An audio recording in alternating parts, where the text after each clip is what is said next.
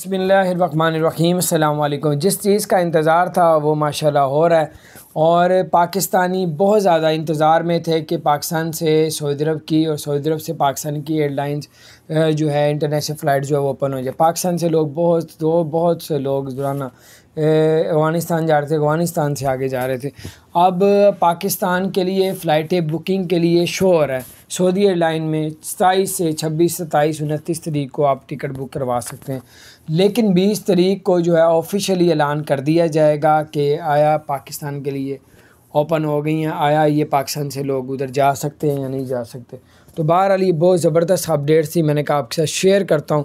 और इंशाल्लाह जो आपकी 18 माह से ये चल रहा था, कभी ओपन हो रही थी कभी बंद हो रही थी, अब इंशाल्लाह ताला खोल दिया दुनिया के लिए। उन्होंने कहा जो 2 वैक्सीन लगवाएगा उनको सऊदी अरब के आने के बाद उनको किसी किस्म का भी करंतना नहीं करना पड़ेगा। और तमाम वैक्सीन भी सऊदी अरब मान नहीं रहा। कुछ वैक्सीन है जो आप वैक्सीन लगवा लेंगे, वो कहेंगे हम तो इसको मानते ही नहीं।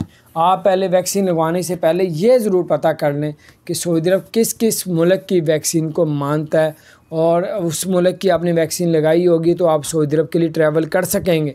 अगर आपने उस मुल्क की जो रिक्वायर्ड सऊदी अरब की है उस मुल्क की अगर आपने नहीं लगवाई होगी तो आपको डिपोर्ट कर दिया जाएगा और आपको जो है वो सऊदी अरब नहीं जाने दिया जाएगा।